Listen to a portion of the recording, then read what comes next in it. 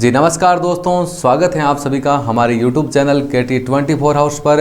आज के इस वीडियो में हम लोग चर्चा करेंगे रासायनिक समीकरण क्या होती हैं और उसके अलावा एक रासायनिक समीकरण को लिखने के चरण क्या होते हैं। आपके एग्जाम में बहुत बार इस प्रकार के क्वेश्चन पूछे जाते हैं कि रासायनिक समीकरण को लिखने के 2 चरण लिखो, लेकिन हम लोग 2 चरणों के ऊपर बात नहीं करने वाले, कम से कम 8 से 10 चरणों के ऊपर हम लोग चर्चा करेंगे। वीडियो को अंत तक जरूर देखें। आपका टॉपिक क्या है, रासायनिक समीकरण क्या होती है। सबसे पहले आपको ये पता होना चाहिए रासायनिक समीकरण क्या होती है। पिछले वीडियो में हम लोगों ने बात की थी रासायनिक अभिक्रिया के ऊपर, तो हम लोगों ने परिभाषा आपको बताई कि किसी पदार्थ में रासायनिक परिवर्तन होना आपका क्या कहलाता है, रासायनिक अभिक्रिया कहलाता है। यहाँ पर बात हो रही है आपकी रासायनिक समीकरण की, तो यहाँ पर आपकी परिभाषा रासायनिक समीकरण का संबंध रासायनिक अभिक्रिया से ही होता है। आपका अभिक्रिया को हम लोग किस में परिवर्तित करते हैं, रासायनिक समीकरण में करते हैं। करते किस प्रकार है उसके ऊपर हम लोग अभी चर्चा कर लेंगे। पहले परिभाषा आपकी दे रखी है कि किसी रासायनिक अभिक्रिया में तत्वों को उनके प्रतीक व अणुसूत्र के रूप में प्रदर्शित करना आपका क्या कहलाता है, रासायनिक समीकरण कहलाता है। आप सोचोगे कि सर उनको प्रतीक और अणुसूत्र रूप के रूप में प्रदर्शित करने का मतलब क्या होता है, किस प्रकार उनको प्रदर्शित किया जाता है, तो मैं आपको एग्जांपल बता देता हूँ उनको प्रदर्शित किस प्रकार किया जाता है। जैसे नॉर्मली कोई भी एग्जांपल ले लो, एकदम सबसे इजी एग्जांपल हम ले लेते हैं, आपका सरल सा एग्जांपल जो सबसे ज़्यादा हम लोग काम लेते हैं। एग्जाम्पल के रूप में हम लोग ले लिया कार्बन प्लस आपका ऑक्सीजन। कार्बन प्लस क्या हो गया आपका ऑक्सीजन। आगे जाके तीर का निशान लगा देंगे और बनेगा क्या, आगे बनेगा आपका कार्बन डाइऑक्साइड। कार्बन डाइऑक्साइड बना दिया हम लोगों ने। अब ये आपकी हो गई रासायनिक अभिक्रिया हो गई, ऑक्साइड सॉरी।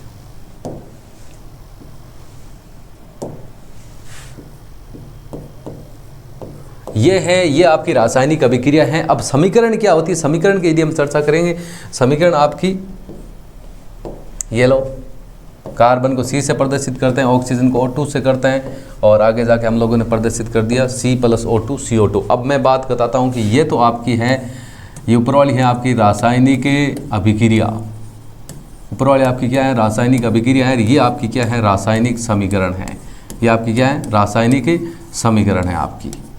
ये आपकी रासायनिक अभिक्रिया है, ये आपकी क्या है, रासायनिक समीकरण। अब देखो किसी रासायनिक अभिक्रिया में तत्वों को उनके प्रतीक व अणुसूत्र के रूप में प्रदर्शित वही कर रहे हैं हम लोग। देखो कार्बन का प्रतीक C होता है, ऑक्सीजन का प्रतीक O2 होता है और कार्बन डाइऑक्साइड की हम बात करते हैं, उसका अणुसूत्र आपका क्या होता है, CO2 होता है। तो किसी रासायनिक अभिक्रिया में तत्वों को उनके प्रतीक व अणुसूत्र के रूप में प्रदर्शित करना आपका क्या कहलाता है, रासायनिक समीकरण। लेकिन हम लोग चर्चा करेंगे रासायनिक समीकरण को किस प्रकार लिखा जाता है, तो उसके ऊपर हम लोग चर्चा कर लेते हैं। देखो रासायनिक समीकरण को लिखने के चरणों की हम बात करते हैं। पहला चरण आपके सामने दे रखे हैं कि रासायनिक समीकरण में हम लोग सर्वप्रथम बाईं तरफ किसको लिखते हैं, अभिकारक को लिखते हैं। जो बाईं तरफ है, जो अभी हम लोगों ने चर्चा की थी ना आपके सामने, ये देखो ये बायां भाग हो गया, ये आपका दायां भाग हो गया और यहाँ पर बीच में आपका किसका निशान दे रखा है, तीर का निशान दे रखा है। तो इसका मतलब क्या होता है आपका कि ये इधर वाले जो पदार्थ हैं आपके, ये आपके क्या हैं, अभिकारक हैं। ये आपका तीर का निशान है और ये आपका क्या है, उत्पाद।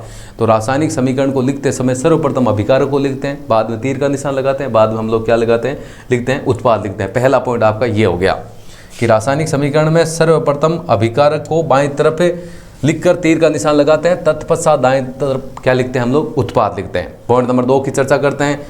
अभिकारक और उत्पाद के अणुओं की संख्या 1 से अधिक होती है तो उनके मध्य किसका निशान लगाते हैं, धन का निशान लगाते हैं। इनकी संख्या मान लो 1 से जैसे ज़्यादा हो जाती है, आप देख सकते हो ये आपका अभिकारक है। अभिकारक में अणुओं की संख्या 1 से ज़्यादा है, बीच में किसका निशान लगा दिया, धन का। अभिकारक हो से उत्पाद हो, दोनों में जैसे संख्या आपकी 1 से ज़्यादा होगी तो निशान किसका लगा देंगे, धन का निशान हम लोग लगा देंगे आपका।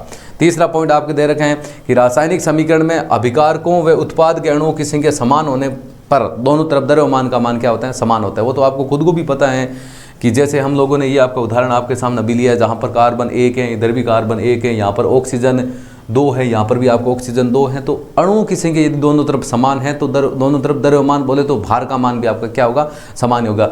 1 और 2 को जोड़ते 3 होगा और इधर आपका दोनों को साथ में जोड़ देते कितना हो गया आपका, 3 ही है। तो आपका तीसरा पॉइंट ये हो गया। चौथा पॉइंट है आपका रासायनिक समीकरण को अनुमान विधि से संतुलित करते हैं, जिसका दूसरा नाम है हिट एंड ट्रायल विधि से संतुलित करते हैं। अब सबसे पहले आपको ये पता होना चाहिए अनुमान विधि क्या होती है या हिट एंड ट्रायल विधि क्या होती है, जिसका दूसरा नाम है, वैसे अनुमान विधि का दूसरा नाम है हिट एंड ट्रायल विधि। किस प्रकार संतुलित किया जाता है उसी के ऊपर हम लोग भी चर्चा करेंगे अभी। तो देखो ये एक एग्जाम्पल आपके सामने दे रखे हैं, और भी हम एग्जाम्पल के ऊपर हम लोग चर्चा कर लेंगे। जैसे एग्जाम्पल के रूप में आपको दे रखा है मैग्नीशियम प्लस ऑक्सीजन, आगे आपका बना रखा है मैग्नीशियम ऑक्साइड।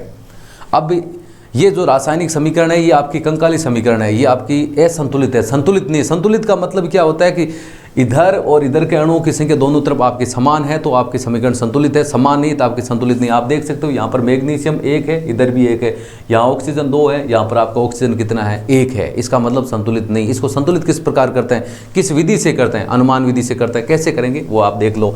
जैसे हम लोगों ने ये समीकरण आपके सामने लिख दी, जैसे सेम लिखिए Mg + O2, आगे हम लोगों ने क्या लिख दिया MgO लिख दिया। यहाँ पर आपके ऑक्सीजन 2 है, इधर 1 है, यहाँ नहीं लिख सकते आप। यदि इसको गुणा करना है तो इसको गुणा करेंगे इस प्रकार गुणा किया तो ऑक्सीजन तो 2 हो गए, लेकिन साथ में मैग्नीशियम 2 हो गए, तो इसको यहाँ से गुणा कर देते हैं। ये आपका हो गया 2Mg + O2, ये आपका हो गया 2MgO, और जो आपके नीचे दे रखी है वो भी एक प्रकार की आपकी संतुलित रासायनिक समीकरण, यही है आपकी संतुलित रासायनिक समीकरण, यही आपकी हिट एंड ट्रायल विधि। किस प्रकार संतुलित करते हैं, ये अगला एग्जांपल है C3H8 + O2, CO2 + H2O। इस एग्जांपल के रूप में हम लोग चर्चा कर लेते हैं। अब एक नया पेज ले लेते हैं। देखो एग्जांपल है C3H8 + O2, आगे जाके आपका बन गया है CO2 + H2O। अब ये आपकी संतुलित समीकरण है, ये आपकी संतुलित नहीं। आप खुद देख सकते हो इसमें अणुओं की संख्या दोनों तरफ आपकी समान नहीं है, समान नहीं है तो इसका मतलब संतुलित नहीं। संतुलित किस प्रकार करते हैं उसके ऊपर हम लोग चर्चा कर लेते हैं। अभी देखो इसका नाम C3H8, इसको प्रोपेन बोलते हैं, कार्बन है उसके यौगिक, उस लेसन में ये आपका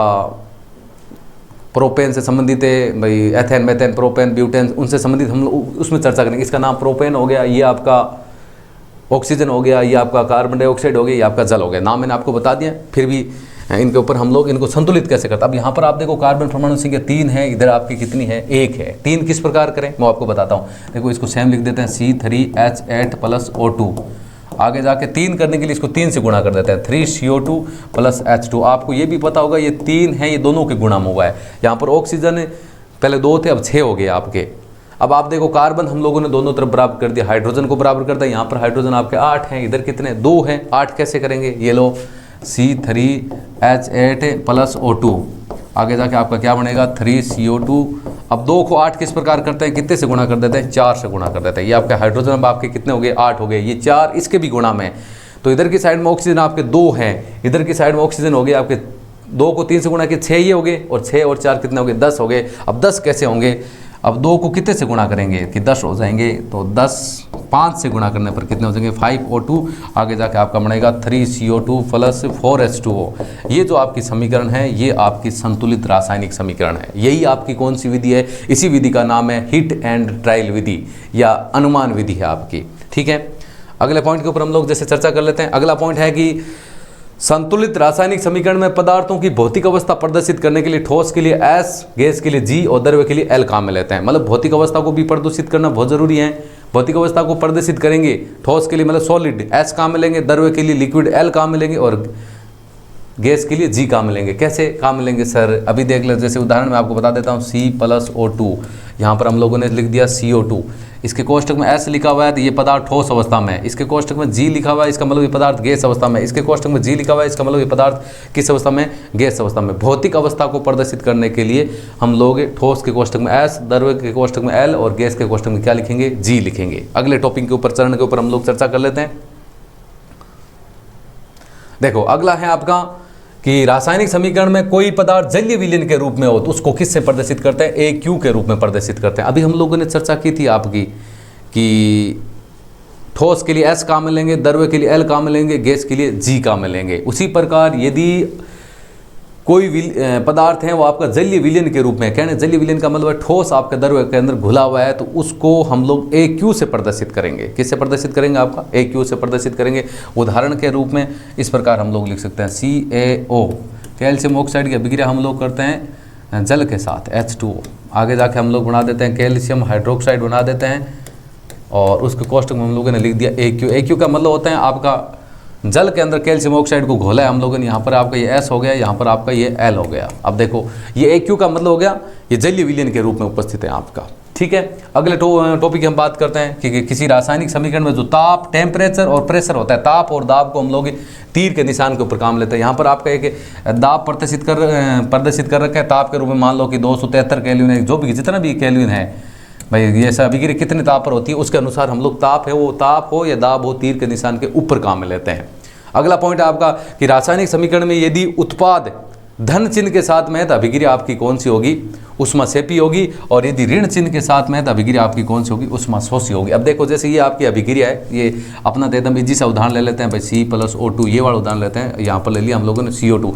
अब उत्पाद के रूप में भाई ये अभिकारक हैं, ये तीर का निशान, ये उत्पाद के साथ उष्मा यदि धन चिन्ह के साथ में, मान लो यहाँ में मैंने लिख दिया 20 kcal प्रति मोल, 20 kcal प्रति मोल उत्पाद के साथ में उष्मा धन चिन्ह के साथ में होगी तो अभिक्रिया होगी आपकी ऊष्माक्षेपी। क्षेपी का मतलब होता है वह रासायनिक अभिक्रिया जिसमें उष्मा का उत्सर्जन होता है, उत्पाद के साथ उष्मा बचती है। और यहाँ पर यदि चिन्ह आपका ऋण हो जाएगा उत्पाद के साथ, अभिक्रिया आपकी कौन सी हो जाएगी, ऊष्माशोषी हो जाएगी।